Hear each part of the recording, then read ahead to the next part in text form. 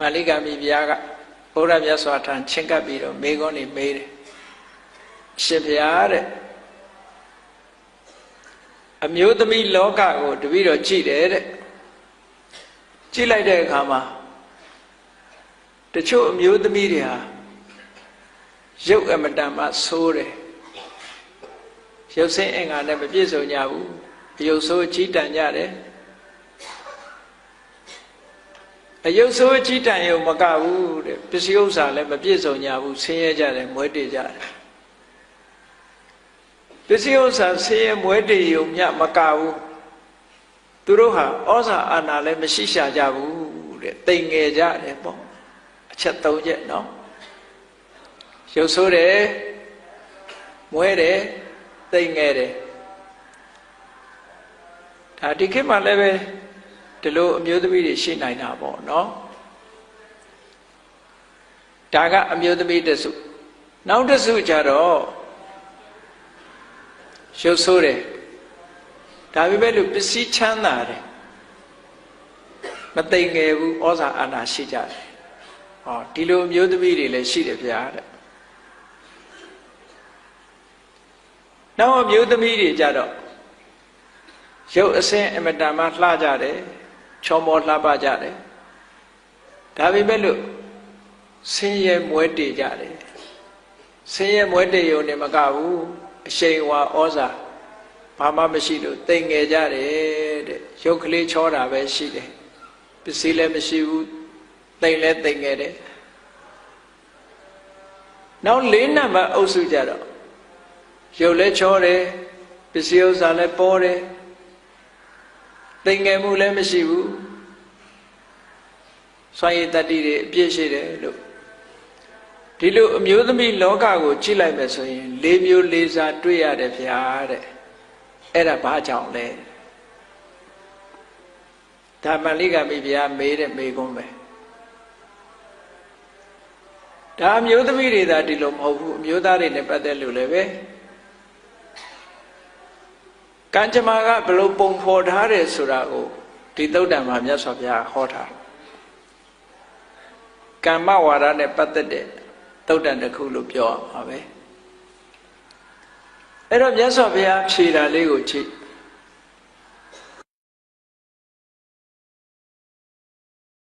အယုတ်ဆိုးကြီးတန်တယ်ဆိုတာဘာဖြစ်လို့အယုတ်ဆိုးကြီးတန်တယ်လို့ဆိုရင်သူကအတိတ်ဘဝတွေတုန်းကတဲ့စိတ်တူတယ်ဒေါသကြီးတယ်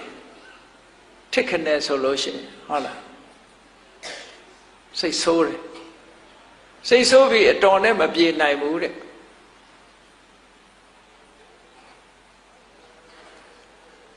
စိတ်ကောက်တယ်စိတ်ဆိုးတယ်ဖြစ်ပေါ်လာတဲ့ဒေါသဘယ်တော့မှအတော်နဲ့မငြိမ်းဘူးတဲ့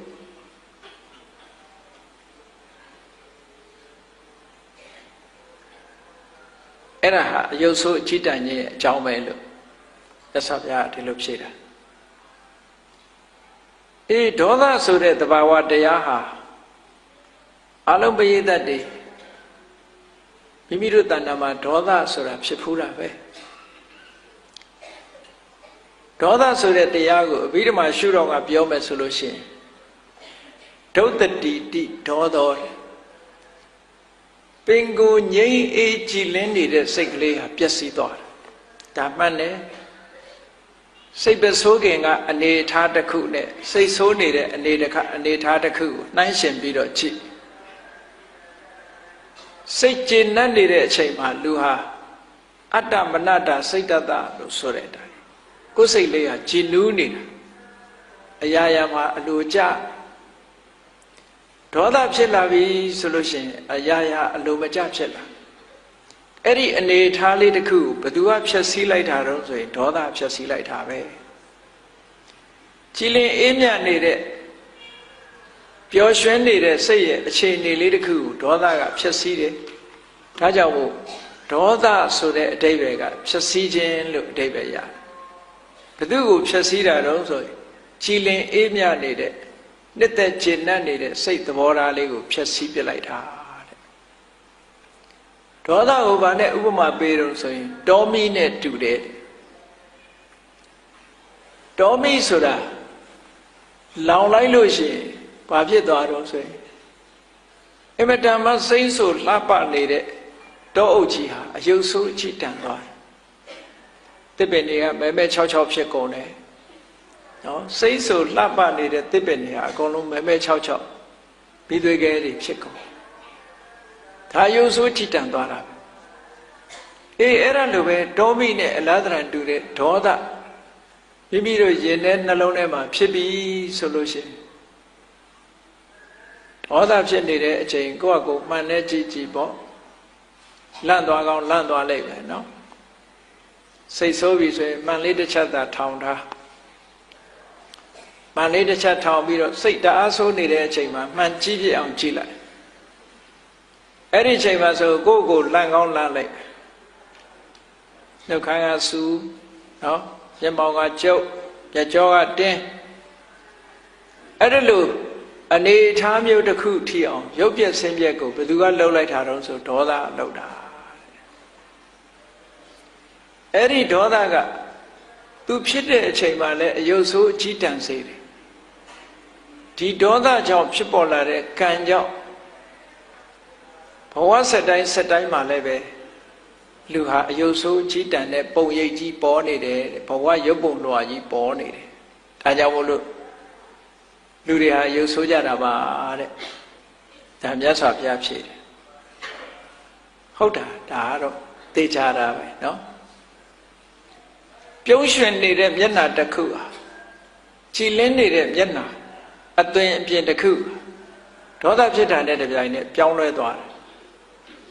ဒါကြောင့်မို့လို့ဒီဒေါသကိုဖြည့်ဆည်းခြင်းလို့နာမည်ပေးထားတာပေါ့ဒုတ်တတိပဒုတ်တတိတိဒေါသော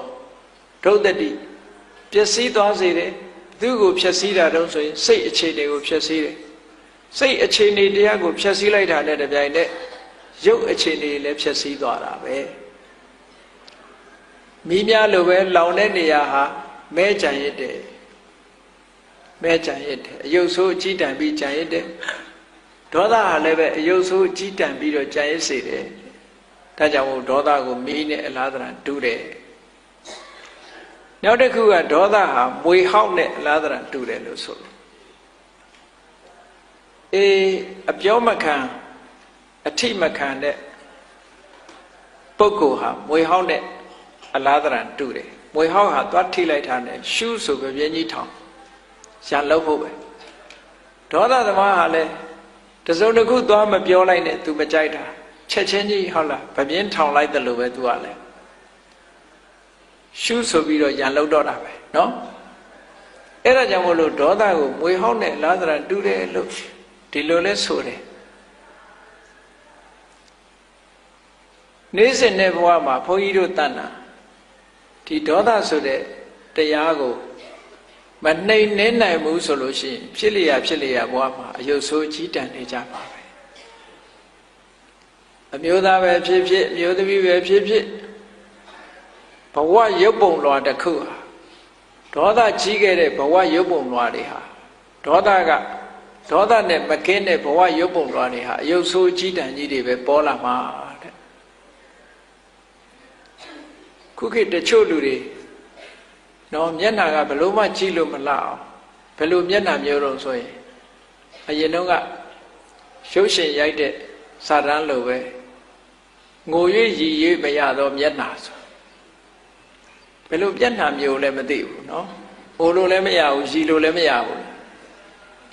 တချို့က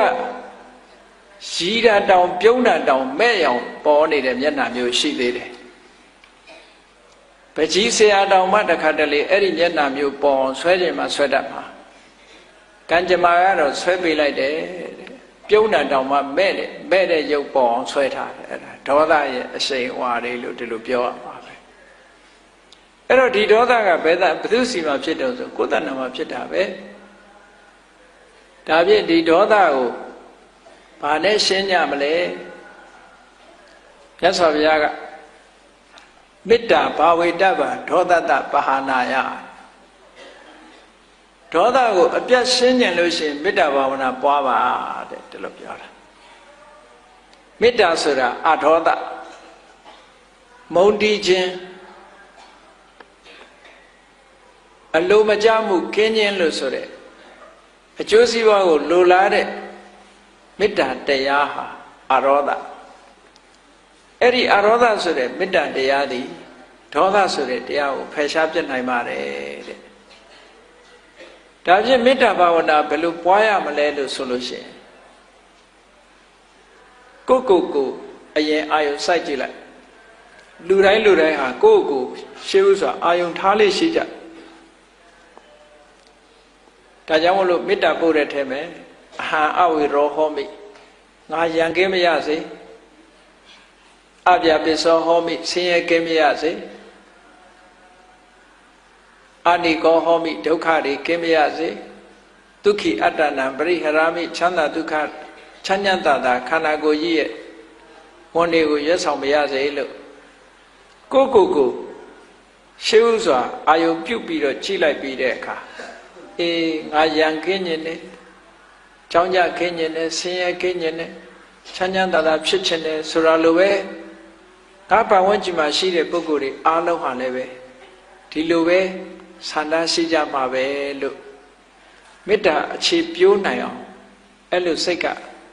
အာယုံပြုတ်လိုက်တဲ့အခါကိုယ်စိတ်လေးကနုညံ့လာတဲ့အတွက်ကြောင့်အများကျိုးလိုလားတဲ့စိတ်ကလေးပေါ်လာတဲ့အခါမှာအလုံးသတ္တဝါတွေကအစဉ်ပြေကြပါစေချမ်းသာကြပါစေကျမ်းမာကြပါစေဆိုတဲ့ကိုနှစ်သက်တဲ့အတုံးကလေးနဲ့ကိုနှစ်သက်တဲ့အတွေးကလေးနဲ့အများသတ္တဝါတွေချမ်းသာပါစေဆိုတဲ့ဒီစိတ်ဓာတ်ကလေးထပ်တလဲလဲဖြစ်အောင်လုပ်တာကိုမေတ္တာပွားတယ်လို့ခေါ်တယ်အေးမေတ္တာဆိုတာ၃မျိုးရှိတယ်ကာယကံမေတ္တာဝစီကံမေတ္တာမနောကံမေတ္တာကာယကံမေတ္တာလို့ဆိုတာလမ်းသွားရင်ဆူညောင်းခလုတ်တွေတွေ့ရင်ဒီဆူညောင်းခလုတ်နဲ့မမြင်လို့တက်နေမိရင်ဒုက္ခရောက်လိမ့်မယ်ခလုတ်မထီဆူကြည့်ကြပါစေနဲ့ဆိုဖယ်သွားတယ်ဒါအားလုံးကိုမေတ္တာထားတယ်လို့ခေါ်တယ်နော်လမ်းမှာတစုံတစ်ခုတွေ့လို့လူတွေထိခိုက်ပါဆိုရင်ရှင်းပေးသွားတယ်ဒါကာယကံမေတ္တာလို့ခေါ်တယ်ဝစီကံမေတ္တာဆိုတာလူတယောက်ကိုကြည့်ဒီလိုအလုပ်မျိုးမလုပ်ကြနဲ့ဒီလိုအတွေးမျိုးမတွေးကြနဲ့ကိုယ်မိတ်ဆွေတွေဒုက္ခမရောက်ရအောင်ပြောတယ်ကူညီတယ်စောင့်ရှောက်တယ်ဆုံးမတယ်အကြံပေးတယ်ဒါဝစီကံမေတ္တာလို့ခေါ်တယ်ချမ်းသာကြပါစေလို့နှုတ်ကမြတ်တယ်မနောကံမေတ္တာဆိုတာကြတော့ခုနအလိုစိတ်ထဲမှာဖြစ်အောင်လုပ်တာ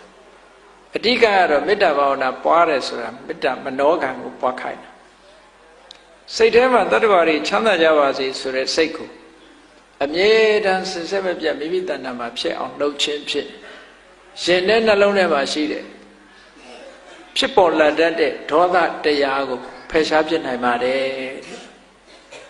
ကောင်းပြီအဲ့ဒီဒေါသဆိုတာအကြောင်းမဲ့ဖြစ်တာလားဘာကြောင့်ဖြစ်တာလဲလို့တွေးကြည့်သူ့မှာလည်းအကြောင်းရှိတယ်အကြောင်းကဘာတော့ဆိုလို့ရှိရင်ဒေါသဖြစ်เสียအာယုံကဒေါသဖြစ်เสียအတွေးဒေါသဖြစ်เสียအာယုံကတစ်ခုအဲ့ဒီအတွေးနဲ့အာယုံပေါ်မှာမသိမတင်စိတ်ထဲမှာတွေးတောချန်စီမှုကတစ်ခုလို့စာလို့ပြောလို့ရှိရင်အာဂတဝတ္ထုမကျေနပ်တဲ့စိတ်ထဲမှာခံမြင်တဲ့အကြောင်းအရာကတစ်ခုမသိလျော်တဲ့အတွေးမုန်းတီးတဲ့အတွေးတွေးမှုကတစ်ခုလို့အဲ့ဒီအကြောင်းနှစ်ခုကြောင့်ဒေါသဆိုတာဖြစ်လာဒါကြောင့်မို့လို့ဒေါသဖြစ်ခြင်းအကြောင်းကိုအာဂတဝတ္ထု၉မျိုးဆိုပြီးတော့မြတ်စွာဘုရားဟောထားတာရှိတယ်အာဂတဝတ္ထု၉မျိုးဆိုတာအလွယ်လေးမှတ်ချင်လို့ရှိရင်အာဂတဝတ္ထု၉မျိုးဆိုတာဘာလဲလို့ဆိုရင်ရှင်တဲ့နှလုံးထဲမှာမုန်းတီးမှုတွေကိုတိမ့်ထားဖို့အကြောင်းတွေကဘယ်လိုအတွေးတွေနဲ့တိမ့်ထားကြတာတော့ဆိုရင်လူတွေဟာလူတယောက်ကိုမုန်းပြီဆိုလို့ရှိရင်ဘယ်လိုတွေးပြီးမုန်းတာတော့အမျိုးမျိုးတော့ရှိမှာပေါ့သို့တော့စာကဆိုတာအလုံးခြုံမိအောင်ပြထားတယ်ဒီလူဟာငါရဲ့အကျိုးမဲ့ကိုအရင်ကလည်းလှုပ်ခဲ့ဘူးတယ်အခုလည်းလှုပ်နေတုံးပဲနောက်လည်းလှုပ်အောင်မှာပဲဟောသုံးခုနော်ဒီလူဟာငါရဲ့အကျိုးမဲ့ကို အရင်ကလည်းလှုပ်ခဲ့တယ်အခုလည်းလှုပ်နေတော့ပဲနောက်လည်းလှုပ်အောင်မှာပဲဒီအတွေးတစ်မျိုးမျိုးဟာဒေါသကိုဖြစ်ပွားစေတယ်နောက်တစ်ခုကဒီလူဟာငါနဲ့ခင်မင်ရင်းနှီးတဲ့ပုဂ္ဂိုလ်ရဲ့အကျိုးမဲ့ကိုအရင်ကလည်းလှုပ်ခဲ့ဘူးတယ်အခုလည်းလှုပ်နေတော့ပဲနောက်လည်းလှုပ်အောင်မှာပဲသုံးခုဒီအတွေးတွေဟာဒေါသကိုဖြစ်ပွားစေတတ်တဲ့အတွေးတွေနောက်တစ်ခုကဘာလို့ဆိုရင်ဒီလူဟာငါနဲ့မတည့်တဲ့ငါရန်သူရဲ့အကျိုးတွေကိုအရင်ကလည်းလှုပ်ခဲ့တယ်အခုလည်းလှုပ်နေတော့ပဲနောက်လည်းလှုပ်အောင်မှာပဲဆိုတဲ့အတွေးပေါင်းလိုက်တဲ့အခါကျတော့ကိုယ်ကိုရှိတယ်ဒါစဉ်းစားကြည့်ပေါ့ကိုယ်တဏ္ဍာမှာဒေါသဖြစ်လာရင်အဲ့ဒီထဲပါမပါစဉ်းစားကြည့်နောက်တစ်ခုထပ်ထည့်လိုက်ပဲအဋ္ဌာဏကောပဆိုတာရှိသေးတယ်အဋ္ဌာဏကောပဆိုတာရှိသေးတယ်အရာမဟုတ်တဲ့နေရာမှာလဲလူကစိတ်ဆိုးတတ်တယ်တဲ့နော်ဘယ်လိုစိတ်မဆိုးရမယ့်နေရာလဲစိတ်ဆိုးတယ်ဘယ်လိုနေရာတုံးဆိုရင်လမ်းသွားရင်ခလုတ်တိုက်ခြေတော့နာသွားတဲ့အခါကျတော့အဲ့ဒီခလုတ်ကြီးတိုက်ရကောင်းလားဆိုပြီးခလုတ်ကိုအဲ့ဒါဒုံးနဲ့ရိုက်တယ်နော်နေပူလို့ဆိုပြီးတော့စိတ်ဆိုးပြီးတော့နေကိုကြိတ်သေးတယ်ဒီလိုကလည်းရှိသေးတယ်နော်ဘုန်းကြီးတို့ငယ်ငယ်တော့ကြားဘူးတယ်တခါကြီးတယောက်မနက်ဆင်တယ်မနက်ဆင်တော့လေရတိုက်လေတိုက်လိုက်မနက်ဆင်လေးကမချီရခင်ပြုတ်ထွက်သွားလိုက်ကြာတော့စိတ်ဆိုးတော့အနာရရှိတဲ့ဓမ္မနဲ့လေကိုထရန်အဋ္ဌာဏကောပလို့ခေါ်တယ်လေနဲ့လည်းရာဖြစ်တာပဲလူကတခါကြီးတယောက်ကတော့မြေကျောင်းမှာနေတာကိုပညာကိုဆန်တက်တဲ့အခါကျတော့လေတိုက်လို့ရှိရင်ရွက်ကလေးထောင်ဆန်တက်သက်တာတယ်အသာလေးပက်တဲ့လေးနဲ့နောက်ကနေပြီးတော့ချိတ်ပြီးအသာလေးလိုက်သွားလူကသက်တာအဲ့လိုမဟုတ်ဘူးမြေရည်စီးကလည်းတန်တယ်လေကလည်းမတိုက်ဘူးဆိုတဲ့အခါကျတော့ဘာလို့ရတော့ကုန်းပေါ်တက်ကျိုးနဲ့လှေဥကိုချီပြီးတော့လှေကြီးကိုဆွဲသွားလော်တက်လို့မရဘူးကျိုးနဲ့ဆွဲပြီးတော့ကဘာတစ်လျှောက်လုံးကုန်းယုံပြီးတော့အဲ့ဒါသွားအဲ့ဒီလိုနီးနဲ့ဆန်းလာတာရွာနာရောက်ပြီဆိုတော့လေကဖြူဖြူနဲ့တိုက်လာတဲ့အခါကျတော့စိတ်တူလာတယ်ပေါ့ငါတလန်းလုံးဒီလေကိုမျောလာတာမတိုက်ဘူးခုမှတိုက်ရကောင်းလားလို့ဆိုပြီးတော့ရွက်ထောင်ပြီးတော့ရွာကျော်ဆန်တက်သွားတယ်ခုမှတိုက်တာကဲတိုက်ဆန်းဟာဆိုပြီးတော့ရွာကျော်ရွက်တိုက်ဆိုတာအဲ့ဒါပြောတာပဲစိတ်တူပုံနေပြောရတယ်လူတွေကအဲ့ဒါလိုပဲအမျိုးမျိုးစိတ်တူတတ်တယ်အဲ့ဒါမျိုးကြတော့အဋ္ဌာဏကောပလို့ခေါ်တယ်အကြောင်းမဲ့စိတ်တူတာဒေါသဆိုတာအမျိုးမျိုးပဲနော်ဘယ်ဒေါသပဲဖြစ်ဖြစ်ရင်နဲ့နှလုံးထဲဖြစ်လာလို့ရှင်အမုန်းတရားနဲ့တဘာဝကိုဖျက်ဆီးထက်တဲ့ဒေါသမျိုးဖြစ်သည့်အတွက်ကြောင့်အယုတ်ဆိုးကြီးတန့်စေတတ်တာကြီးပဲအကုန်အဲ့ဒီဒေါသတရားတွေကိုမေတ္တာနဲ့ဖယ်ရှားပြစ်နိုင်မှမေတ္တာမထားနိုင်ဘူးဆိုလို့ရှိရင်အရာရာကိုအဲ့ဒါသိခံခွင့်လွှတ်ခြင်းမရှိဘူးဆိုလို့ရှိရင်ဒေါသတရားမိမိတို့တဏ္ဍာမှာဖြစ်လာမှာပဲဖြစ်လာလို့ရှိရင်ဒုဒေါသကဖန်တီးလိုက်တဲ့ဘဝရုပ်ပုံလွှာသည်အယုတ်ဆိုးအကြီးတန်တာတွေဖြစ်လာတယ်မြတ်စွာဘုရားကမာလိကမိဘုရားကြီးရဲ့မေကွန်မာလိကမိဘုရားကြီးကဘာကြောင့်အယုတ်ဆိုးတယ်ဆိုတာသူ့ဘဝသူ့အကြောင်းကိုသူသိကျင်လို့မေးတာမေးတော့သူသဘောပေါက်သွားတယ်ဒါဖြင့်ဘဝရောက်လာတဲ့အခါမှာဆင်းရဲမွဲတေတာတို့ဟုတ်လားအယုတ်ဆိုးအကြီးတန်တယ်အယုတ်ဆိုးကြီးတန်တာပြောပြီးတဲ့အခါဘာပြောမလို့ဆိုရင်လှတာပတာကြတော့ရောအကြောင်းမဲ့လားသူကသူလှလာတာလားလို့ဆိုမဟုတ်ဘူးလှတာကဘာကြောင့်လှတော့ဆိုလို့ရှိရင်စိတ်မဆိုးတတ်တဲ့ပုဂ္ဂိုလ်လှတယ်တဲ့စိတ်မဆိုးတတ်ဘူးဒေါသဖြစ်เสียတွေ့ပြီမဲ့လို့သူကသိခံခြင်းခွင့်လွှတ်ခြင်းအပြုံးမပြတ်နေထိုင်ခြင်းတစ်ဖက်သားကအဲ့ဒါလို့အပြုံးမပြတ်နေပို့ပြီးတော့စိတ်ကတိုးလာတတ်သေးတယ်နော် သူ့ကိုမထီမဲ့မြင်လုပ်တယ်လို့ထင်ကောင်းထင်သေးတယ်အဲ့ဒါမျိုးဒါကတော့ဘယ်လိုထင်ပေါ့ဒေါသမဖြစ်အောင်ထိန်းနိုင်ရင်တော့အကောင်းဆုံးပဲအဲ့ဒါလို့သီးခံခြင်းအပြုံးမပြည့်ဒေါသမထွက်ဖဲဒီလိုဒေါသကိုချုပ်တီးဆောင်စည်းခြင်းဟာဘဝစတိုင်းမှာရုပ်အစင်းလှပခြင်းရဲ့အကြောင်းတရားဖြစ်တယ်ဘယ်လိုပဲပြောစိတ်မဆိုးဥပမာဘာနဲ့တူတုံးဆိုလို့ရှိရင်မြေကြီးဟာဘယ်သူကပဲတူးဆွမြေကြီးကတုံ့ပြန်မှုမလုပ်ဘူးတဲ့ပထဝီသမစိတ်လို့ဆိုတာမြေကြီးနဲ့အလားတရံတူတဲ့စိတ်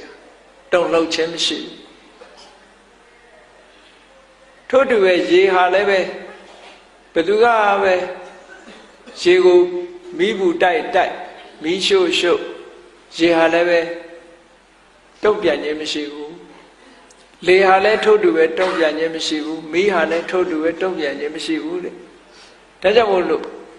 ဘုန်းကြီးတို့တွေရဲ့စိတ်ဟာမြေကြီးပမာတုံ့ပြန်မှုမရှိအောင်လေ့ကျင့်ယူရမယ်လို့ဒီလိုပြောတာเนาะဘယ်လိုပဲကိုယ့်ကိုလာပြီးတော့ပြောစိတ်မဆိုးအောင်ကျင့်ရမယ်စိတ်မဆိုးအောင်နေရမယ်ဒါဖြင့်စိတ်မဆိုးအောင်နေဖို့အတွက်အတွေးတစ်ခုတော့ရှိရလိမ့်မယ်အတွေးမရှိဘဲနဲ့စိတ်မဆိုးအောင်နေလို့မဖြစ်နိုင်ဘူးပေါ့ဘာနဲ့ခုခံမလဲမေတ္တာနဲ့ခုခံရင်ခုခံသို့မဟုတ်ခန္တီဆိုတဲ့တရားနဲ့ခုခံရင်ခုခံခန္တီဆိုတာကိုဘုန်းကြီးတို့တွေတလွဲနားလည်နေကြတာရှိသေးတယ်နော်ပြန်မပြောဘူးငုံခမ်းနေတဲ့ကိုခန္တီလို့ဒီလိုထင်တယ်မဟုတ်ဘူးခန္တီရဲ့သဘောကပင်ကိုယ်စိတ်အခြေအနေမပြတ်အောင်ထိန်းထားနိုင်တာကိုခန္တီလို့ခေါ်တယ်ပင်ကိုယ်စိတ်အခြေအနေဆိုတာလူတယောက်ကကိုယ့်ကိုမစော်ကားခင်တုန်းကကြည်လင်ပြီးတော့ငြိမ်းချမ်းနေတဲ့စိတ်ကလေးလားစော်ကားတဲ့အချိန်မှာအဲ့ဒီစိတ်ကလေးမပြောက်အောင်ထိန်းတာကိုခန္တီလို့ပြောတာအခုခန္တီဆိုတာကပြန်မပြောတာသာရှိတယ်ရင်ထဲမှာဘလောင်ဆူနေတယ်အဲ့ဒီရင်ထဲကဘလောင်ဆူနေတယ်မကြေမနက်ဟုတ်လားပြန်မပြောရဲလို့သို့မဟုတ်ပြန်မပြောခြင်းလို့ချိတ်မိတ်ပြီးတော့ရင်ထဲနော်နေပူလို့ဆိုပြီးတော့စိတ်ဆိုးပြီးတော့နေကိုကြိတ်သေးတယ်ဒီလိုကလည်းရှိသေးတယ်နော်ဘုန်းကြီးတို့ငယ်ငယ်တော့ကြားဘူးတယ်တခါကြီးတယောက်မန္တဆင်တယ်မန္တဆင်တော့လေရတိုက်လိုက်မန္တဆင်လေးကမချီရခင်ပြုတ်ထွက်သွားလိုက်ကြာတော့စိတ်ဆိုးတော့အနာရရှိတဲ့ဓမ္မနဲ့လေကိုထရန်အထာနာကောပလို့ခေါ်တယ်လေနဲ့လည်းရာဖြစ်တာပဲလူကတခါကြီးတယောက်ကတော့မြေเจ้าမှာနေတာကိုပညာကိုဆန်တက်တဲ့အခါကျတော့လေတိုက်လို့ရှိရင်ရွက်ကလေးထောင်ဆန်တက်သက်တာတယ်အသာလေးပက်တဲ့လေးနဲ့နောက်ကနေပြီးတော့ချိတ်ပြီးအသာလေးလိုက်သွားလူကသက်တာအဲ့လိုမဟုတ်ဘူးမြေရည်စည်းကလည်းတန်တယ်လေကလည်းမတိုက်ဘူးဆိုတဲ့အခါကျတော့ဘာလို့ရတော့ကုန်းပေါ်တက်ကျိုးနဲ့လှေဥကိုချီပြီးတော့လှေကြီးကိုဆွဲသွားလော်တက်လို့မရဘူးကျိုးနဲ့ဆွဲပြီးတော့ကဘာတစ်လျှောက်လုံးကုန်းယုံပြီးတော့အဲ့ဒါသွား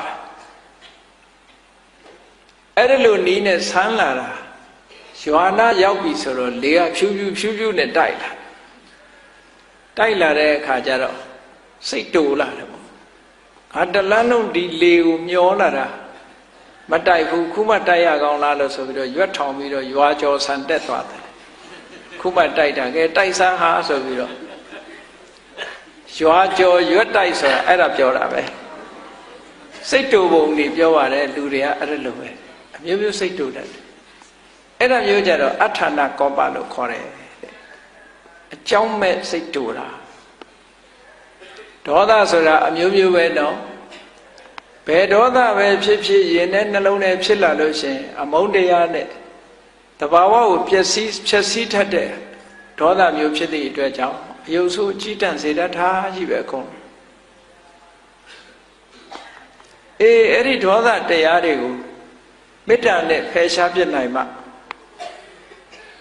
မေတ္တာမထားနိုင်ဘူးဆိုလို့ရှိရင်အရာရာကိုအဲ့ဒါသီးခံခွင့်လွှတ်ခြင်းမရှိဘူးဆိုလို့ရှိရင်ဒေါသတရားမိမိတို့တဏ္ဍာမှာဖြစ်လာမှာပဲဖြစ်လာလို့ရှိရင်ဒုဒေါသကဖန်တီးလိုက်တဲ့ဘဝရုပ်ပုံလွှာသည်အယုတ်ဆိုးအကြီးတန်တာတွေဖြစ်လာတယ်။ဟောမြတ်စွာဘုရားကမန္လိကမိဘုရားကြီးရဲ့မိဂုံးမန္လိကမိဘုရားကြီးကဘာကြောင့်အယုတ်ဆိုးတယ်ဆိုတာသူ့ဘဝသူ့အကြောင်းကို तू သိကျင်လို့မေးတာမေးတော့ तू သဘောပေါက်သွားတယ်ဒါဖြင့်ဘဝရောက်လာတဲ့အခါမှာဆင်းရဲမွဲတေဆင်းရဲမွဲတေတာတို့ဟုတ်လားအယုတ်ဆိုးအကြီးတန်တယ်အယုတ်ဆိုးကြီးတန်တာပြောပြီးတဲ့အခါဘာပြောမလို့ဆိုရင်လှတာပတာကြတော့ရောအကြောင်းမဲ့လားသူကသူလှလာတာလားလို့ဆိုမဟုတ်ဘူးလှတာကဘာကြောင့်လှတော့ဆိုလို့ရှိရင်စိတ်မဆိုးတတ်တဲ့ပုဂ္ဂိုလ်လှတယ်တဲ့စိတ်မဆိုးတတ်ဘူးဒေါသဖြစ်เสียတွေ့ပြီမဲ့လို့ तू ကသိခံခြင်းခွင့်လွှတ်ခြင်းအပြုံးမပြတ်နေထိုင်ခြင်းတစ်ဖက်သားကအဲ့ဒါလို့အပြုံးမပြတ်နေပို့ပြီးတော့စိတ်ကတိုးလာတတ်သေးတယ်နော်သူ့ကိုမထီမဲ့မြင်လုပ်တယ်လို့ထင်ကောင်းထင်သေးတယ်အဲ့ဒါမျိုးဒါကတော့ဘလို့ထင်ပေါ့ဒေါသမဖြစ်အောင်ထိန်းနိုင်ရင်တော့အကောင်းဆုံးပဲအဲ့ဒါလို့သိခံခြင်းအပြုံးမပြတ်ဒေါသမထွက်ဖဲဒီလိုဒေါသကိုချုပ်တီးဆောင်စည်းခြင်းဟာဘဝစတိုင်းမှာရုပ်အစင်းလှပခြင်းရဲ့အကြောင်းတရားဖြစ်တယ်ဘယ်လိုပဲပြောစိတ်မဆိုးဥပမာဘာနဲ့တူတုံးဆိုလို့ရှိရင်မြေကြီးဟာဘယ်သူကပဲတူးဆွမြေကြီးကတုံ့ပြန်မှုမလုပ်ဘူးတဲ့ပထဝီသမစိတ်လို့ဆိုတာမြေကြီးနဲ့အလားတရံတူတဲ့စိတ်တုံ့လှုပ်ခြင်းမရှိဘူးထို့တူပဲရေဟာလည်းပဲဘယ်သူကပဲရေကိုမီးဘူးတိုက်မီးရှို့ရေဟာလည်းပဲတုံ့ပြန်ခြင်းမရှိဘူးလေဟာလည်းထို့တူပဲတုံ့ပြန်ခြင်းမရှိဘူးမီးဟာလည်းထို့တူပဲတုံ့ပြန်ခြင်းမရှိဘူးတဲ့ဒါကြောင့်မို့လို့ဘုန်းကြီးတို့တွေရဲ့စိတ်ဟာမြေကြီးပမာတုံ့ပြန်မှုမရှိအောင်လေ့ကျင့်ယူရမယ်လို့ဒီလိုပြောတာနော်ဘယ်လိုပဲကိုယ့်ကိုလာပြီးတော့ပြောစိတ်မဆိုးအောင်ကျင့်ရစိတ်မဆိုးအောင်နေရဒါဖြင့်စိတ်မဆိုးအောင်နေဖို့အတွက်အတွေးတစ်ခုတော့ရှိရလိုက်အတွေးမရှိဘဲနဲ့စိတ်မဆိုးအောင်နေလို့မဖြစ်နိုင်ဘူးပေါ့ဘာနဲ့ခုခံမလဲမေတ္တာနဲ့ခုခံရင်ခုခံသို့မဟုတ်ခန္တီဆိုတဲ့တရားနဲ့ခုခံရင်ခုခံခန္တီဆိုတာကိုဘုန်းကြီးတို့တွေတလွဲနားလည်နေကြတာရှိသေးတယ်နော်ပြန်မပြောဘူးငုံခန်းနေတဲ့ကိုခန္တီလို့ဒီလိုထည့်မဟုတ်ဘူးခန္တီရဲ့သဘောကပင်ကိုယ်စိတ်အခြေအနေမပြတ်အောင်ထိန်းထားနိုင်တာကိုခန္တီလို့ခေါ်တယ်ပင်ကိုယ်စိတ်အခြေအနေဆိုတာလူတယောက်ကကိုယ့်ကိုမစော်ကားခင်တုန်းကကြည်လင်ပြီးတော့ငြိမ်းချမ်းနေတဲ့စိတ်ကလေးလားစော်ကားတဲ့အချိန်မှာအဲ့ဒီစိတ်ကလေးမပြောက်အောင်ထိန်းတာကိုခန္တီလို့ပြောတာအခုခန္တီဆိုတာကပြန်မပြောတာသာရှိတယ်ရင်ထဲမှာဘလောင်ဆူနေတယ်အဲ့ဒီရင်ထဲကဘလောင်ဆူနေတယ်မကြေမနက်ဟောလားပြန်မပြောရဲလို့သို့မဟုတ်ပြန်မပြောခြင်းလို့ကြိတ်မိတ်ပြီးတော့ရင်ထဲကလှုပ်ရှားနေတာကြခန္တီမဟုတ်ဘူးတဲ့ခန္တီအစစ်မဟုတ်ဘူးအဲ့ဒါနော်အဲ့ဒါကိုလူပြောင်းတွေကအ내ပေးတော့ခန္တီစမနိုင်လို့သီးခံရခြင်း၎င်းဆိုတာအဲ့ဒီသီးခံမှုမျိုးမဆိုးလို့ဘူးနော်ခန္တီဆိုတာကိုတရားရှုဆောင်ကဒီစကလုံးအတိတ်ပဲကိုဖွင့်ဆိုတဲ့ရှုထောင့်ကကြည့်မယ်ဆိုရင်ခန္တီဆိုတာစွမ်းရည်တတ္တိတစ်မျိုးကိုခေါ်တာဘယ်လိုစွမ်းရည်တတ္တိတုံးဆိုလို့ရှိရင်ပင်ကိုယ်စိတ်အခြေအနေတစ်ခုထိန်းထားနိုင်တဲ့စွမ်းရည်တတ္တိရှိတယ်ဒီလိုပြောတာဥပမာပဲဆိုတော့ရေထဲမှာခဲချလိုက်လို့ရှိရင်ရေလေးကလှုပ်ရှားသွားတယ်အဲ့ဒါခန္ဓာရည်မရှိလို့ပဲမြေကြီးပေါ်ခဲချလိုက်ရင်မြေကြီးကလှုပ်သွားရဲ့လားမလှုပ်ဘူးခန္ဓာရည်ရှိလို့ပဲအဲ့ဒါလိုပဲလှုပ်ရှားမှုမရှိတဲ့အနေအထားတစ်ခုမျိုးရောက်ကျင့်ရမယ်တဲ့ဒါခန္တီမြတ်စွာဘုရားရဲ့သီးခံပုံသီးခံနည်းလေးတစ်ခုကဒါနမူနာယူစရာလေးတစ်ခုပဲ ပုံနာကြီးတယောက်ကမြတ်စွာဘုရားကိုလာပြီးတော့ဆဲတယ်ဆဲတဲ့အခါမှာမြတ်စွာဘုရားကအသာလေးပဲနားထောင်တယ်ပုံနာကြီးဆဲလို့ပြီးပြီဆိုတဲ့အခါကျတော့မြတ်စွာဘုရားကဥပမာလေးတစ်ခုပြောတယ်အေးငါတစ်ခုပြောမယ်တဲ့မင်းအိမ်လာတဲ့အခါကျတော့ဧည့်သည်တွေကိုမုံပဲသေးစာတွေနဲ့အဲ့မခံဘူးလားတဲ့အခန့်နဲ့အဲ့လိုအခန့်နဲ့မုံပဲသေးစာတွေကိုဧည့်သည်ကမစားဘူးလက်မခံယူမသွားဘူးဆိုလို့ရှိရင်ဒီပစ္စည်းကဘယ်သူဟာလဲစာဟာကျုပ်ဟာပဲပေါ့အေးအဲ့တိုင်းပဲမင်းဆဲတာတွေငါတခုမှလက်မခံဘူးဆဲတာတွေကမင်းဟာတွေပဲလို့ပြောလိုက်တယ်လက်မခံတဲ့လက်ဆောင်တဲ့လူတယောက်ဟာလူတယောက်ကကိုယ်ကိုလာစော်ကားလို့ဆဲလိုက်ပြီကိုကဒေါသထွက်လိုက်ပြီဆိုရင်ဒါလက်ခံလိုက်တာပဲအတိမပြုတ်လိုက်တာလေသူကအဲ့ဒါလို့ကိုအတိမမပြုတ်ပဲနေတာဟာလက်မခံတဲ့လက်ဆောင်ပဲဘယ်လိုပဲကိုဆဲရခြင်းဆိုတဲ့လက်ဆောင်တွေလာပေးပေးကိုကလက်မခံမဲနဲ့နေရမယ်သို့သောလောကလူသားတွေကအဲ့ဒါကိုအရှုံးပေးတယ်လို့ထင်တယ်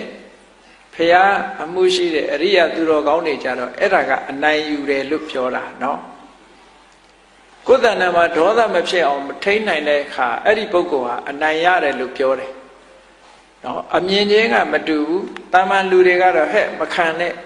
ဒီလောက်စော်ကားတာမခံနဲ့နင်ကြောက်လို့လားငါဝိုင်းလုံးမယ်ဆိုတဲ့လူကအားပေးတဲ့လူကအရှိသေးအရာထဲမှာဆိုရင်เนาะအဲ့လိုမဟုတ်ဘူးဒီလိုကိုယ်လာဆဲရတဲ့ပုဂ္ဂိုလ်ကိုမတုံ့ပြန်မဲနေတာဟာဒါအနိုင်ယူခြင်းပဲလို့ဒီလိုပြောတာဒါဘုရားကမြတ်စွာဘုရားရဲ့အမြင်ကဒါအနိုင်ယူခြင်းဘယ်သူကိုအနိုင်ယူလိုက်တာတော့ဆိုရင်ကိုယ့်ရင်ထဲမှာဖြစ်လာတဲ့ဒေါသကိုအနိုင်ယူတာကိုယ်ရှုံးတာကကိုယ်ရှုံးမှလည်းမသိလိုက်ဘူးနိုင်မှလည်းမသိဘူးလူကဟိုတစ်ဖက်သားကိုသာကိုယ်ကြည့်တာဟိုတစ်ဖက်သားကိုပြန်ပြောလိုက်လို့ရှိရင်ဟိုလူငြိမ်သွားလို့ရှိရင်ကိုယ်နိုင်တယ်လို့ထင်တာမဟုတ်ဘူးကိုကဘသူကိုရှုံးလိုက်တော့ဆိုဒေါသကိုရှုံးလိုက်တာပဲအဲ့ဒါလို့ရှုံးတာကြတော့လူကမသိဘူးလေခုနတစ်ဖက်သားပြန်ပြောလိုက်လို့ကိုကနိုင်ရတဲ့လောက်လေးပဲကိုကနိုင်တယ်လို့ထင်တာမဟုတ်ဘူးကိုဒေါသကိုရှုံးပေးလိုက်ရဒေါသကိုရှုံးပေးလိုက်ရလို့ရှိရင်ဖြစ်ရဘဝမှာအယုတ်ဆိုးကြီးတန်မှုဆိုတဲ့ဘဝရုပ်ပုံလွှာကြီးပေါ်လာမှာမရှုံးပေဘူးလားအေးဒါကြောင့်မို့လို့ခန္တီဆိုတဲ့တရားနဲ့ဒေါသကိုနှိမ်နှင်းပြီးတော့ထားနိုင်တဲ့ပုဂ္ဂိုလ်တွေဟာဖြစ်လျာဘဝမှာချောမောလှပတဲ့ပုဂ္ဂိုလ်တွေဖြစ်တယ်လူတိုင်းဟာလူကျော်လူသားဖြစ်ချင်ကြတာအကြည့်ပဲသို့တော့ဒေါသကိုထိန်းလာလို့ဆိုမထိန်းဘူးတဲ့အဲ့တော့မာယုတ်ဆိုးတို့ကိုယုတ်ဆိုးတို့ပေါ်မှာပါပဲမထိန်းနိုင်သေးတဲ့မြတ်မာယုတ်ဆိုးကိုယုတ်ဆိုးတွေအများကြီးလာအောင်ပါပဲเนาะကဲကောင်းပြီတချို့ကြတော့ဘဝမှာအမတန်မှဆင်းရဲတယ်မွဲတေတယ်တချို့ကြတော့အမတန်မှချမ်းသာကြတယ်ဘာဖြစ်လို့ဒီလိုဖြစ်ရသလဲမန္လိကမိဖုရားမေးတဲ့မေးခွန်းထဲမှာပါအဲ့ဒါကိုမြတ်စွာဘုရားကဘယ်လိုဖြေတော့ဆိုရင်အေးချမ်းသာတယ်ဆိုတာလည်းအကြောင်းပဲမဟုတ်ဘူးဆင်းရဲတယ်ဆိုတာလည်းအကြောင်းပဲမဟုတ်ဘူးတဲ့လွန်ခဲ့တဲ့အတိတ်ဘဝတုန်းကချမ်းသာတယ်ဆိုတဲ့ပုဂ္ဂိုလ်တွေဟာရဲရောနော်ခွက်တစ်ခုထဲမှာနှိုက်စားပဇွန်တုတ်ကတကောင်နဲ့ပါလာအလဲကောင်တဲ့စိုက်ထားအလဲကောင်တဲ့စိုက်ထားတယောက်ညာပြီးတော့စားရမှာပေါ့အဲ့တော့မညာတော့ယောက်ျားလုပ်တဲ့လူကပဇွန်တုတ်သူ့ပဲလဲအောင်သူကထမင်းနေညရက်ချလိုက်တော့ပဇွန်တုတ်ကြီးကသူ့ပဲလဲသွားသူပဲစားလိုက်တယ်ပေါ့တချို့မှမပေးဘူးအဲ့တော့အမျိုးသမီးလှုပ်တဲ့လူကပြောသွားတယ်ပဇင်တုတ်ကြီးမောင်းပဲလဲကြတဲ့ကကွဲခဲ့ကြပြီတဲ့အဲ့ဒါလိုပဲဒီလိုကိုယ်ပဲအရာယူပြီးတော့မပေးနိုင်ဘူးဆိုလို့ရှိရင်ဒါကွဲခဲ့ကြပြီပေါ့ဟုတ်လားအဲ့ဒါကြောင့်မို့လို့ဒီလိုစားရလေးကစားပြီးတော့ဒီအများဘက်ကိုမပေးနိုင်မကမ်းနိုင်တာဟာဒါလူတွေရဲ့သဘာဝတစ်ခုလို့ဖြစ်တယ်ပေါ့ရရောမှုအားနည်းတဲ့သဘောတရားတစ်ခုပေါ့အေးရရောမှုအားပြုလာတဲ့အာသာလာတဲ့ပုဂ္ဂိုလ်တွေကြတော့မလူပဲလည်းမစားဘူးမပေးပဲလည်းမစားဘူးအမတန်မှရရောကြတယ်ဟော အဲ့ဒါလို့ရဲရောလှူဒန်းတန်းတဲ့ပုဂ္ဂိုလ်တွေကြတော့ဖြစ်လျာဘဝမှာချမ်းသာကြွယ်ဝတဲ့အမျိုးမှာလူဖြစ်ရတယ်စိစိမ်ဥစ္စာတွေကြမ်းဖန်ပြီးတော့သူစီရောက်တယ်နော်အဲ့ဒါလို့ဖြစ်တတ်တယ်ဒါနကောင်းမှုနဲ့စိစိမ်ဥစ္စာအမြဲတမ်းဆက်သွယ်ပြီးတော့နေတယ်တချို့အထင်နဲ့ကိုယ်လုံလဝိရိယနဲ့ကြိုးစားလို့ရတယ်လို့ထင်တာဟုတ်ပါတယ်ကြိုးစားလို့ရတာနဲ့ကံပေးလို့ရတာမတူဘူးတဲ့ကြိုးစားလို့ရတာကကြိုးစားလို့ရတာအတိုင်းအတာတစ်ခုပဲကံပေးလို့ရပြီဆိုရင်အတိုင်းအတာတစ်ခုတဲ့ပို့တယ်ပေါ့အဲ့တော့မလုပ်ခဲ့ရင်ကိုမခံစားရဘူးဆိုတာဟာစတိလဝတ္ထုကိုကြည့်လို့ရှိရင်အမတန်မှထင်ရှားတယ်စတိလတထေးကြီးဟာအလုံးကြားဖို့ကြလိုက်မယ်အဲ့နောက်ဖေးမှာရွှေတောင်ကြီးပေါက်နေတယ်ကိုယ်ကလည်းရွှေထွက်တဲ့နေရာတွေအများကြီးရှိတာပဲเนาะသူ့အိမ်နောက်ကအဲ့ဒါရွှေချင်းယူမယ်ဆိုရွှေတောင်ကြီးအများကြီးရတဲ့နေရာပေါ့ရွှေတွေအများကြီးပါတယ်မြေတောင်ပေါ့တနေ့ကျတော့အသက်အရွယ်လေးရလာတဲ့အခါသူကဘုန်းကြီးဝတ်ချင်တယ်သင်္ကန်းဝတ်တော့မယ်သား၃ယောက်ရှိတယ်သား၃ယောက်ကိုခေါ်ပြီးတော့ကဲငါသားတို့လာစတိယိုးတက်ပြီးတော့စိန်သွားတတ်ထားတဲ့ပေါက်ပြားကြီးနဲ့အကြီးဆုံးသားဟကြီးကိုပေါက်ခိုင်းတယ်ပေါက်ခိုင်းတဲ့အခါကျကြောက်တုံးကြီးပေါက်ရတယ်လို့ပဲတဲ့ပေါက်လို့မရတခါသားလက်ကိုခေါ်ပြီးတော့အဲ့ဒီရွှေတောင်ကိုပေါက်ခိုင်းတယ်ကြောက်တုံးကြီးပေါက်ရတယ်လို့ပဲပေါက်လို့မရဘူးတဲ့သားငယ်ကလေးလက်ထဲပေါက်ပြားထဲပြီးတော့ပေါက်ခိုင်းလိုက်တဲ့အခါရွှွန်တုံးပေါက်ရတယ်လို့ပဲရွှေတုံးကြီးထွက်လာတယ်ဘာဖြစ်လို့အဲ့လိုဖြစ်တယ်လဲလို့ဆိုရင်တခုသောဘဝမှာဖယားကိုစော်ကားပြီးပြောမိလို့ကတ္တဝမြတ်စွာဘုရားရဲ့စေတီတော်နဲ့ပတ်သက်ပြီးစော်ကားပြောမိလို့ပူဇော်ကြောဖို့ရာအတွက်ရွှေအိုးကြီး၃လုံးလှုပ်တယ်ရွှေပန်းခိုင်ကြီးတွေလှုပ်တယ်လှုပ်တဲ့အခါမှာသားကြီးကိုခေါ်တယ်ကဲငါသားကြီး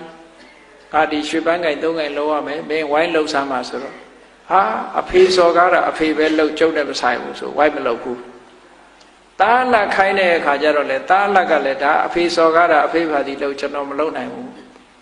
သားငယ်လေးခိုင်းတဲ့အခါကျတော့အဖကိစ္စဆိုတာလှုပ်ရမှာပေါ့ဆိုပြီးတော့အတက်တရောသူကဝိုင်းလှုပ်ခဲ့တယ်အဲ့ဒီရွှေအိုးကြီးတွေလှုပ်ပြီးလှူခဲ့တဲ့ကုသိုလ်ကောင်းမှုကြောင့်ရွှေတော်ပေါက်တာအဲ့တော့ခုနကသားကြီးနှစ်ယောက်ကသူတို့မပါသေးတဲ့အတွက်ကြောင့်သားကြီးနဲ့သားလက်ကရွှေကိုဖဲ့လို့မရဘူးသူတို့အဲ့တော့စတိလတထေးကပြောတယ်မင်းတို့ငါသားကြီးနှစ်ယောက်ဒီရွှေတောင်ကမင်းတို့နဲ့မဆိုင်ဘူးတဲ့ငါသားငယ်လေးနဲ့ပဲဆိုင်တယ်အဲ့တော့သူပေးသမျှနဲ့ခြေလိုက်ကြပြီတော့လို့ဒီလိုပြောပါလားအဲ့ဒါကကံပေးတာနော်ဒါကြောင့်ဘုလို့မြတ်စွာဘုရားကဒါနကောင်းမှုဒုဋ္ဌာကိုအကြောင်းပြုပြီးတော့လူတွေကချမ်းသာဒုက္ခရကြတာတဲ့မွဲတာကလှူလို့မွဲတာမဟုတ်ဘူးတဲ့မလှူခဲ့လို့မွဲတာများတယ်အဲ့တော့မလှူခဲ့တဲ့ပုဂ္ဂိုလ်တွေကမွဲတည်ပြီးတော့လှူခဲ့တဲ့ပုဂ္ဂိုလ်တွေကချမ်းသာတာဖြစ်တယ်ပေါ့ဒါကိုဆိုလိုတယ်ပေါ့ကဲနောက်ဆုံးတိမ်ငယ်တဲ့ဩဇာအာဏာမရှိဘူးအောက်တန်းနောက်တန်းကြတယ်ဆိုတာကြတော့ဘာကြောင့်လဲဆိုရင်သူတစ်ပါးချီးပွားတာကိုမနာလိုတဲ့စိတ်တွေဖြစ်တယ်ဘယ်တော့မှအကောင်းမပြောနိုင်ဘူးလူတယောက်ချီးပွားရင်လည်းဘာကြောင့်ညာကြောင့်နော်ပြောကြတယ်မို့လားလူတွေက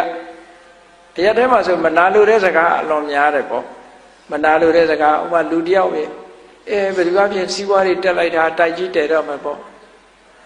တဲမှာပေါ့ဘာလုပ်တယ်ညာလုပ်တယ်သွားတာပဲအဲ့ဒါနော်ပြောပြီဆိုလို့ရှိရင်လူတွေကချီးမွမ်းစကားပြောပြီဆိုလို့ရှိရင်နောက်ကဘာထဲတတ်တယ်ဆိုဒါပေမဲ့ဆိုတာလေးလားအဲ့ဒီဒါပေမဲ့ဆိုရင်တော့အပြစ်ပြောပြီလို့သာမှတ်ပြီတော့မချီးမွမ်းနိုင်ကြဘူးတဲ့အဲ့လိုလို့သူတစ်ပါးကြီးပွားတာသူတစ်ပါးအောင်မြင်တာတွေကိုမချီးမွမ်းနိုင်ပြီးတော့ကဲ့ရဲ့ရှုတ်ချတဲ့အိတ်တာတရားတွေကြီးပွားလာခဲ့ကြီးထွားလာခဲ့တဲ့ပုဂ္ဂိုလ်တွေကဖြစ်လျက်ဘဝမှာဩဇာအာဏာမရှိတိမ်ငယ်တဲ့ပုဂ္ဂိုလ်တွေဖြစ်တတ်တယ်ဒါကိုလုတ်ခဲ့တဲ့ကံကြမ္မာတွေကဘဝရဲ့ရုပ်ပုံတော်ကိုဖော်ထုတ်တာပဲအဲ့ဒါလို့မဟုတ်ပဲနဲ့သူလှုပ်လို့သူရတာကြီးပွားကြတာဝမ်းသာစရာပဲ jealousy ဆိုတာမဖြစ်ဘူးဝမ်းသာတယ်မုရိဒာဖြစ်တယ်အော်အကျိုးပေးကောင်းတယ်စသဖြင့်ချီးမွမ်းနိုင်တယ်ပြောဆိုနိုင်တယ်အဲ့ဒီပုဂ္ဂိုလ်မျိုးတွေကြတော့အိတ်သာခင်းတဲ့ပုဂ္ဂိုလ်တွေကြတော့ဘာဖြစ်လဲဆိုလို့ရှိရင်ဩဇာအာဏာရှိတယ်တဲ့မသိငယ်ဘူးတဲ့ဘဝတစ်ခုရလာတဲ့အခါမှာကိုလုတ်ခဲ့တဲ့ကံရဲ့ပုံရိပ်တွေကလားပေါ်တာပဲလို့ဒီလိုဆိုလို့တယ်မာနိကမိဘုရားကြီးကိုမြတ်စွာဘုရားကရှင်းပြလိုက်တယ်အေးအမျိုးသမီး၄ဦးတည်းကပထမအမျိုးသမီးကရုပ်ဆိုးကြည်တန်တယ်မွဲတယ်သိငယ်တယ်ဆိုတာဟာတဲ့သူဟာဖြစ်လေရဘဝမှာဒေါသသိကြီးခဲ့တယ်ဒေါသကြီးုံနဲ့မကဘူးအလှူဒန်းလည်းမလုပ်ခဲ့ဘူးတဲ့သူတစ်ပါးကောင်းစားတာကိုလည်းမနာလိုစိတ်တွေများခဲ့တယ်တဲ့ဒါကြောင့်မို့ဒီလိုဖြစ်ရတာလို့ဒီလိုခေါ်တယ်ဒုတိယအမျိုးသမီးကအယုတ်ဆိုးကြည်တန်တယ်ဒါပေမဲ့လို့သူကချမ်းသာတယ်မသိငယ်ဘူးဂုဏ်ရှိတယ်ဆိုတာဘာကြောင့်လဲဆိုရင်သူဟာဟိုဘဝတုန်းကဒေါသကြီးတယ်ဒါပေမဲ့လှူခဲ့တန်းခဲ့တယ်သူများပေါ်မှာမနာလို့အိတ်တာတွေမရှိခဲ့ဘူးကင်းခဲ့တယ်ဒါကြောင့်မို့ဒီလိုဖြစ်တာလို့ဘုရားကဟောတယ်နောက်တတိယအမျိုးသမီးကြတော့ဘာဖြစ်လဲရှင်ဘုရားတဲ့တတိယအမျိုးသမီးကရုပ်ချောတယ်ဒါပေမဲ့လို့ဆင်းရဲတယ်တိမ်ငယ်တယ်အေးဟုတ်တယ်ဟိုဘဝတုန်းက तू ကစိတ်ကိုဘယ်တော့မှမဆိုးအောင်စိတ်မဆိုးအောင်ထိန်းတယ်သဘောကောင်းတယ်ခန္တီတရားလက်ကင်ထားတယ်ဒါကြောင့်မို့ရုပ်ချောတာသို့တော် तू ကမလှူခဲ့ဘူးမတန်းခဲ့ဘူးသူတစ်ပါးလှုပ်တာကိုလည်းမနာလိုခဲ့တယ်သူတစ်ပါးအောင်မြင်ကြီးပွားတာကိုလည်းမနာလိုစိတ်နဲ့အပြစ်ပြောခဲ့တယ်ဒါကြောင့်မို့လို့ तू ကဆင်းရဲမွဲတေပြီးတော့ဩဇာအာဏာမရှိတာသိငယ်တာတဲ့စတုထအမျိုးသမီးကအယုတ်လဲချောတယ်ပစ္စည်းဥစ္စာလဲပေါ်တယ်ဩဇာအာဏာလဲရှိတယ်ဆိုတာကြတော့တဲ့ဖြစ်လျက်ဘဝမှာသူ့ကိုယ်သူစိတ်မဆိုးအောင်လဲနေတယ်စိတ်ဒေါသကိုထိန်းခဲ့တယ်ဒေါသထိန်းရုံနဲ့မကဘူးအလှူဒန်းလုပ်တယ်ရရောတယ်သူတစ်ပါးကြီးပွားတာကိုလည်းမနာလို့မရှိစိတ်မရှိခဲ့ဘူးတဲ့ဟောစတုထအမျိုးသမီးကသူ့ရဲ့ဘဝပုံရိပ်ကြောင့်မို့လို့ तू ကရုပ်ချောပြီးဥစ္စာပေါ်ပြီးဩဇာအာဏာရှိတဲ့ပုဂ္ဂိုလ်ဖြစ်လာတယ်လို့ဒီလိုပြောတာအဲ့လိုမြတ်စွာဘုရားကအသေးစိတ်ဖြေကြားလိုက်တဲ့အခါကျတော့မာလိကမိဘုရားကြီးကသူ့ဘဝသူ့အကြောင်းဘယ်လိုမှတ်ချက်ချတော့ဆိုရင်တပည့်တော်အတိတ်ဘဝတုန်းကဒေါသတော်တော်ကြီးခဲ့တဲ့မိန်းမဖြစ်ခဲ့ပုံရတယ်တဲ့ဒါမှမဟုတ်တပည့်တော်အယုတ်ဆိုးနေတာတဲ့ဒါပေမဲ့လို့တပည့်တော်အလှူဒန်းတွေလုပ်ခဲ့တယ်သူတစ်ပါးပေါ်မှာမနာလိုစိတ်တွေကင်းခဲ့တယ်ဒါကြောင့်မို့လို့တပည့်တော်ဟာဘယင်းနန်းတော်မှာနော်မိဖုရားဖြစ်ပြီဆိုမှတော့ချမ်းသာရောပေါ့မိဖုရားဖြစ်လို့ချမ်းသာတွေရှိပြီးတော့နန်းတော်မှာသူ့လက်အောက်ကအမျိုးသမီးတွေအများကြီးဩဇာအာဏာရှိတယ်ပေါ့မသိငယ်ဘူးပေါ့သူကအကြီးခေါင်းဆောင်ဖြစ်ရတယ်သူကသူမှတ်ချက်ချအဲ့ဒီလိုမှတ်ချက်ချပြီးတော့ဖះကိုဗာလျှောက်တုံးဆိုရင်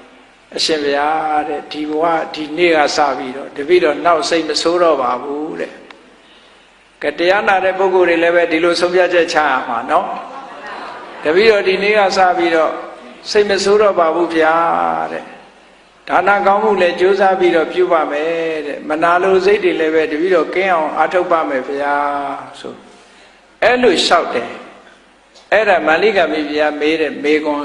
နဲ့ပတ်သက်ပြီးသူ့ဘဝသူ့အကြောင်းပဲပေါ့အဲ့ဒီသူ့ဘဝသူ့အကြောင်းဒီကိုယ့်ဘဝကိုယ့်အကြောင်းဖြစ်ကောင်းဖြစ်နေနိုင်တယ်လူတိုင်းဟာ